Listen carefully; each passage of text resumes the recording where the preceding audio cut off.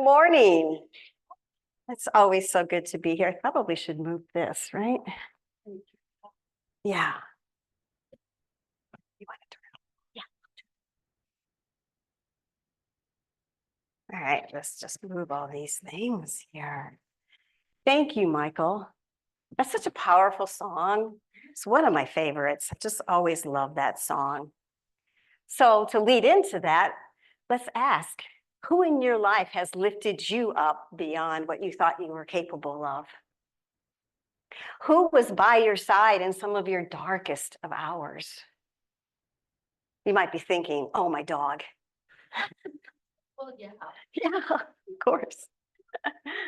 Our true friends are dogs. But in all seriousness, I want to reflect this morning on the journey of our lives and all the many individuals who can come to mind who have supported and elevated us. Whether it was a parent comforting us after a fall or the loss of a pet, or a teacher that just gave us a little bit extra guidance on that subject we were struggling with, or a friend who sat with us in a broken up relationship, or a partner who held us together with the loss of a parent. So this month you have been exploring the power of will, and specifically aligning with divine will. And you've heard from Nancy and Linda and Roger. Each of them have brought forth to you their different perspectives of the tensions between our will and divine will.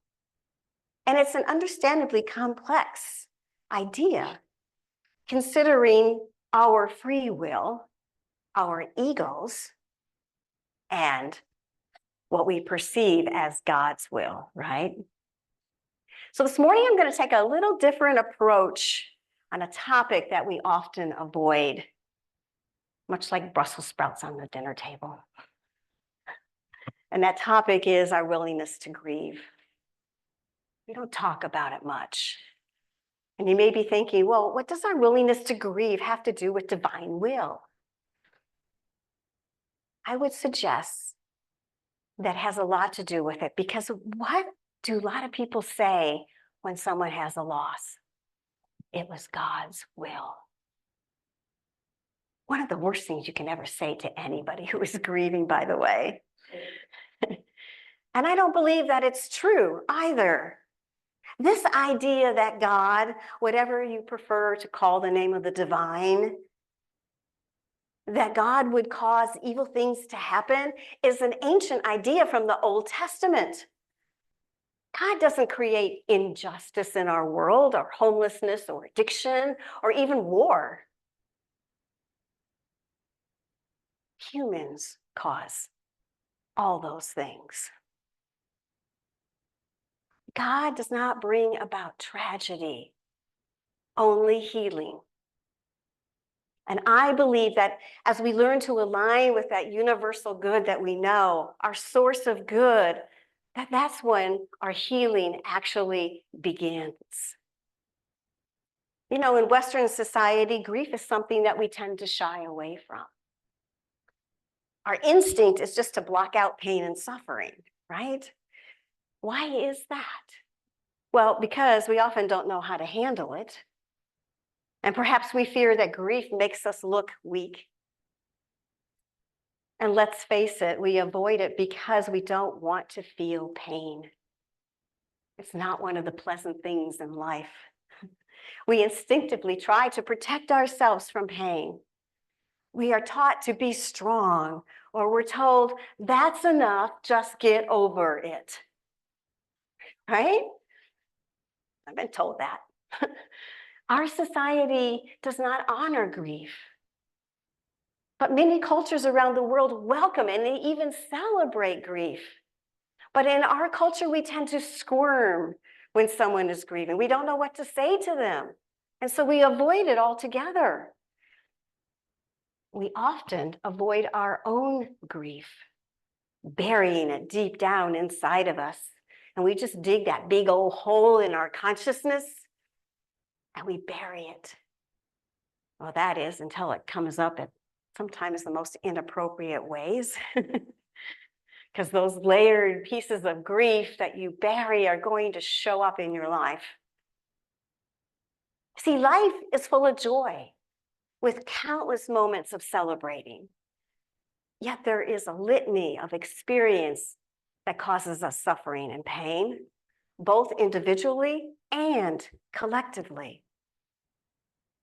Robert Brummett, who was my spiritual direction coach and author of many books, said in Finding Yourself and Transition, "Good as it is that we celebrate beginnings, endings also need to be honored and celebrated. We can truly experience a new beginning only when we have fully dealt with the ending that preceded it. Otherwise, we simply carry the unfinished business of the past into the future. To understate the importance of an ending is to discount the impact it's had on our life." Think about that for just a moment. We've all carried things from our past that have created issues for us here and now. I call it our baggage, right? We carry that baggage around with us. But loss, comes in so many forms beyond the death, the loss of a loved one. It's the loss of a pet. It's the loss of a relationship or a job, a serious health diagnosis that changes everything about how we look at life. An injury that alters the way of our life. The loss of a home or a business through bankruptcy or foreclosure. How about the loss of a home from a wildfire? And I'm sure that each of you here could share examples from your own life experience that have brought suffering and pain to you. Times in your life when you really felt that pain. Well, Robert continues to remind us that every loss is permanent. Otherwise, it would not be seen as a loss. To be sure, the person that died is gone permanently, well, in the physical sense. The relationship that ended is probably over for good. The lost circumstances of our life never will be exactly the same. However, what is not lost permanently is our ability to live and to love and to enjoy life.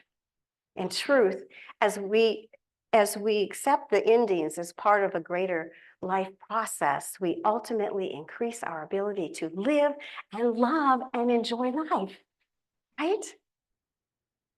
When we can live and love and enjoy life, we are living in tandem with the flow of life, as Nancy called it a few weeks ago, or in accordance to what God's highest divine purpose is for each one of us. That's really what the will of God is.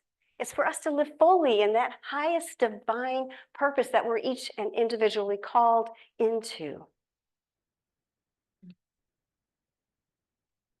In Ecclesiastes, we're reminded that for every time there is a season for everything. And isn't that the way the world works? Every time. When I've studied the stories of the Bible, I'm always reminded that God's will is not the causes of suffering and pain. Rather, it is life on earth with our free will that create the circumstances leading to pain. Our poor decisions that we make, the consequences of someone else's actions maybe, or world events. You might want to call it what we call the human condition, right? And it's not always a good condition that we're in. We look around today and we go, oh my, look at the world, look at the conflicts. God's will did not create any of that. It's the human mess that creates all these things. I think Linda mentioned in her talk, or she read a quote, that God's will for us is really to be happy. And that when we tune into that, we find a deeper sense of peace.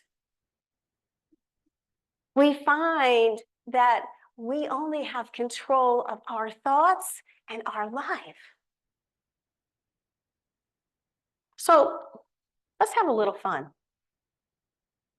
Let's consider the story of Job from the Hebrew Bible, a classic epic.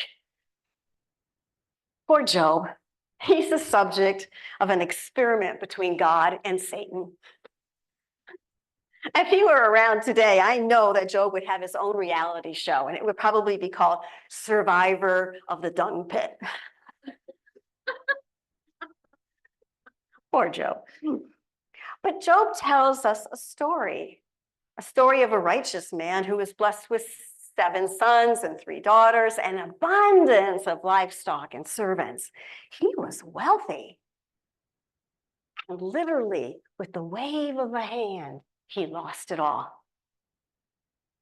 And he was left alone in his misery, even mocked and left behind by his so-called friends. Now, in this story, Job goes through all those stages of grief: denial, anger, deep sorrow. And at one point, he cries out, "This so-called life I have is not really a life. God, it's death. Why should I be so happy about being born?"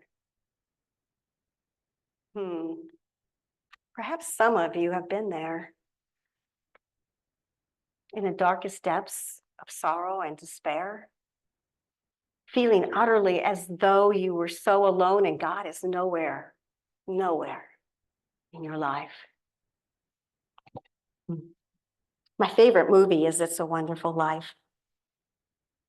And as you recall, George Bailey gets so depressed with his situation that he jumps off a bridge to commit suicide, and this angel Clarence comes and saves him.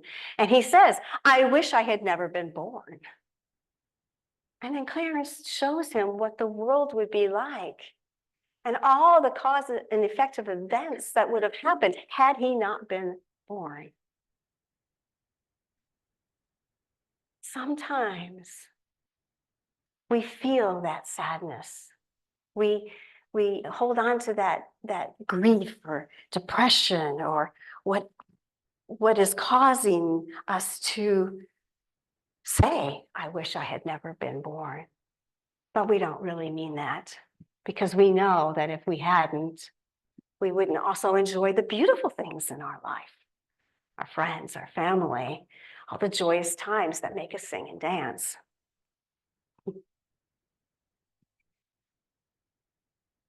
If we are willing to fully participate in this world, to be present to everything every day, then of course, inevitably, we are going to experience our moments of despair.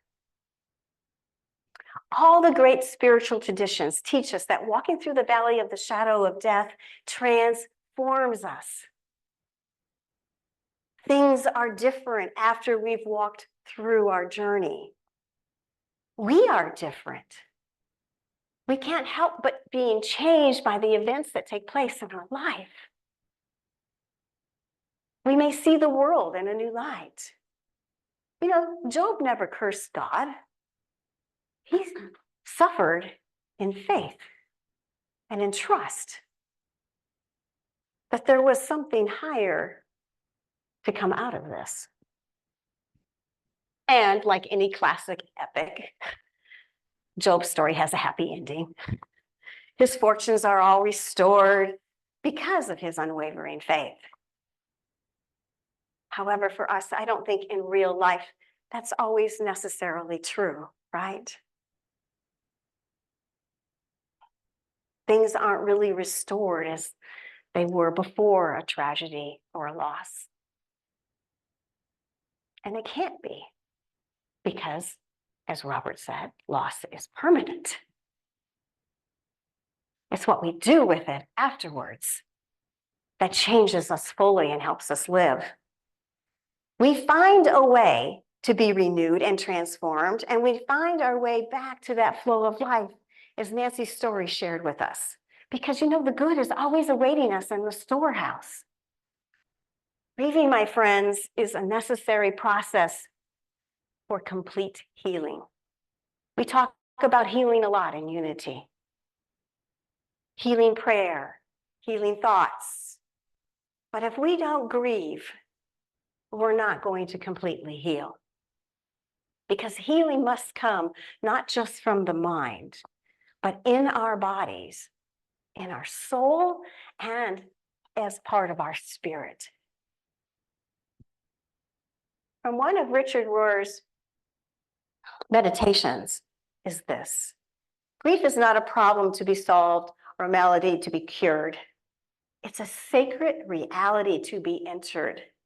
And for many of us, there's an opening to our soul's innate birthright, I would even say, of our longing for God that often gets covered over by everyday life.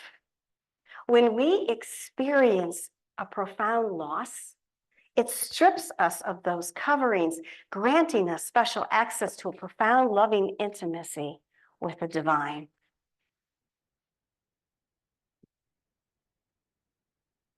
Have you ever been brought to your knees by a loss? I have. And for personal experience, I can share with you, my husband Ken died from his own hand. I did not know how to deal with the pain or the guilt or the anger that was all coming up inside of me. I was furious with him. And I was also burdened with guilt. How could I not see his depression? How can I not be aware of what was going on? We had been married for 30 years. 4 months into my grieving, one of my friends gifted me her timeshare up in Breckenridge, Colorado. And I went there truly with the intention to grieve. I hadn't had any time out of the business of dealing with death to really grieve and to be by myself. So I go up to this condo and I'm really excited just to be able to sit in peace. I open the door to the condo and it's this tiny little space with a little partial kitchen and a living room with no windows and all this big heavy furniture, you know, the kind that they put in cabins, mountains. And then off to the side was a bedroom, and it had one little window that looked at the back of the mountain and no chair. I went, oh, what am I going to do? So I went down to the receptionist desk and I told them my story and I asked them if they could possibly bring me a chair because the chairs there wouldn't fit through the door, nor could I even move them. And you know, about an hour later, they come in and they had accommodated me with the most wonderful cushioned rocking chair. It was like a gift. So I just put it in front of the window, got a blanket and wrapped myself in it.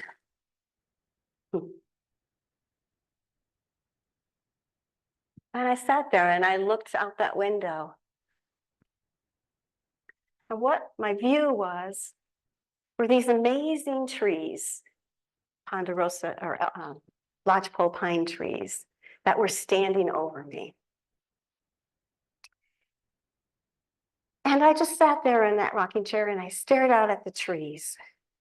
And it felt as though these elder trees, as I would call them, because they had been around a few hundred years, were watching over me. And it began to gently rain. And as it began to rain, I began to weep. And I just let it loose. I just sat in that rocking chair and I just cried and cried and cried. But I can't put it into words, but somehow those trees seemed to share a silent language with me. Like for all the things that they had seen through all the years, that they had been standing there, that they were with me. And I wasn't alone in grief. I spent the night in that chair, crying and lamenting, screaming, all letting out everything. And then for the first time in months, I felt fully free of the tragedy of it all. And I began to see a little differently. And I realized that my husband, who was ex-special forces, a tough guy, would have chose this way to go, as he had been diagnosed with lung cancer. And he didn't want to suffer. He didn't want me to see him suffer. So then I came to the idea that I had to respect his decision. And the moment I went into that moment of acceptance of the reality of things, the moment I felt this healing, I got up in the morning and I climbed the mountain. And I was so filled with serenity and peace. And I think that that was the beginning of my healing journey. Because you see, tears come when we realize we can't change reality. All the lamenting and the crying released so much energy within me and brought forth so much healing power that I was able to see it as a beautiful blessing. Physically, yes, healing had taken place, but more importantly, it was a spiritual healing of depth. I was given a chance to sit with my sorrow and my pain and let it all go. And I felt like those elder trees just accepted all of my tears. And they showed me the depths of my roots, my foundation. And they also showed me the glory of heights yet to come in my life, all in that one night. I once read that tears are healing, cleansing our eyes physically and spiritually so we begin to see more clearly. And I so believe that that's true. Because once we allow ourselves to really feel, to step back into that pain, to let it move through us and not define us, that is when we are spiritually changed. That is when we're transformed to the very basic being of our soul. And the way that we tell that our tears have cleansed us is that afterwards we no longer need to blame anyone, not even ourselves. That is full acceptance. And that is the final step, obviously, in the grieving process. It's an utter transformation, a cleansing of the soul, a process that we know comes from a higher power. It's what is, right? What is. And so as we step into that flow of life, as we step into allowing the circumstance to teach us something, to give us something, to celebrate an ending, then we can become alive again. So I have 3 suggestions for you this morning from my own experience of grief. One is to allow yourself to grieve fully. If there's some unresolved grief in you, just take the time to go sit and cry or go throw stones in the forest. Whatever it is that you need to get out, let it out. Cry, scream, and then cry some more. Really allow yourself to feel all those emotions that come from loss. Lloyd said that when we break, he was telling me this morning that when we break a coffee cup, our favorite coffee cup, that is a loss. And we have to take the time to grieve even that. Oh, I've broken my most favorite coffee cup, my most favorite vase, right? Minor little things still are part of our losses. Secondly, remember that each beginning is a type of birth and each ending is a type of death. Celebrate both, knowing the importance of an ending is to acknowledge the impact that it has on our life. We forget about that. And other people's lives. And thirdly, you have been given all of the inner resources you need as a divine child of God to effectively deal with anything that life can throw at you or in our world. We cannot control things in life sometimes. In fact, we must just learn to align ourselves with that universal order, which I know you'll be talking about next month. Divine order. And it's not always easy. But I want to close with some words from This book called Awakening from Grief, Finding the Road Back to Joy from John Welshons. And he says this: it is not the illness or the death or the loss or the grief that causes our suffering. It is our attempt to push it all away that causes our suffering. When we face it all openly and honestly, exploring the depths and subtleties of the loss, grief, and death, and what they have to teach us, the process can become profound. Sometimes it can be even humorous, at times, even joyous. I don't mean to discount or trivialize the tremendous physical and emotional challenges that can be part and parcel of dying and loss, but it doesn't have to be unrelieved tragedy. Over many years, I have learned that even the greatest tragedies in life can become the groundwork for tremendous growth and insight. Profound loss can be the catalyst for the shedding of old skin, the loosening of our rigidity. Profound loss can pave the way for a new aliveness, a new enthusiasm, a totally new awareness. So let's take that with us, those words. And we can always find that joy. And we're going to sing a song to bring us into our meditation time. So I ask you just to think about the words of the song and let it be part of you. The song's by Michael Gott. It's called I Will Be. We'll sing it through twice.